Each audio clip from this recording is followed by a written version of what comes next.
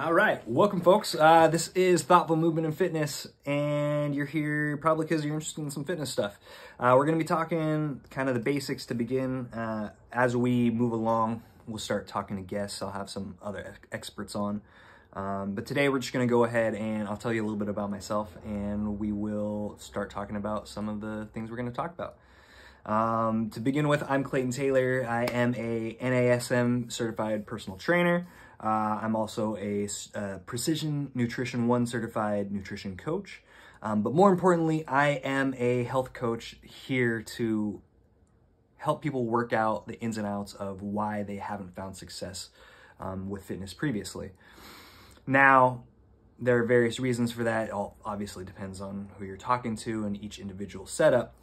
But it's my opinion that fitness in general ignores personal psychology largely in favor of standards and ideals that aren't necessarily in line with who you are as a person and where you are that day.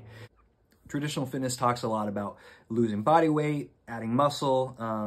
We're going to talk about all that stuff, but to me, what's really important is meeting each individual where they are at today.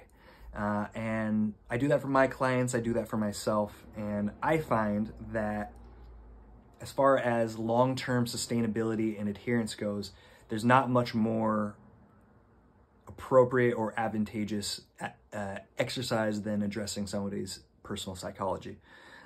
Just to give a little context, I have a bachelor's in psychology from San Francisco State, and I am about to start the master's program for behavioral psychology. It's called the Mind, Brain, and Behavior program at San Francisco State. More importantly than the educational standpoint is how can I help as many people as effectively as possible?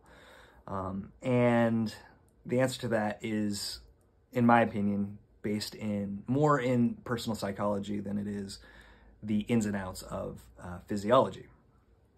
Now, that said, physiology is a big part of what we do. Exercise physiology is an invaluable tool to understand when you start approaching fitness and I'd say health in general, physical health in general, and even mental health, even though it's a bit outside of my scope of practice to talk about mental health.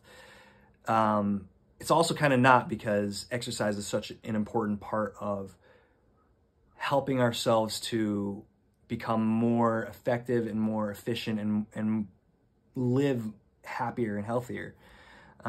So when we talk about mental health, when we talk about physical health, when we talk about exercise physiology, to me, they kind of all blend together. They're all different aspects of the same thing, which is the human. The human. But it's real. You know, we are all people in the end, and as people, we have good days, we have bad days. And to have this pre-existing idea of what we believe exercise should be ignores the fact that ultimately fitness is relative. It's relative to who you are, what you can do, what you want to do, what you're willing to do, and I mean, a big part of it too is just straight up nutrition too, which we'll get into. But before we do all that, I want to start talking about the fundamentals, because it's so important to understanding how to move your body safely. A lot of people, even people who lift and people who run and people who do all these kinds of things that we talk about as trainers and as coaches, are not necessarily making the most out of their activities. So one of the first things that I do as a coach is I help folks to understand how they can best be spending their time, their exercise time. So we're gonna go and start that with a bang with, in my opinion, what's the most important piece of exercise physiology.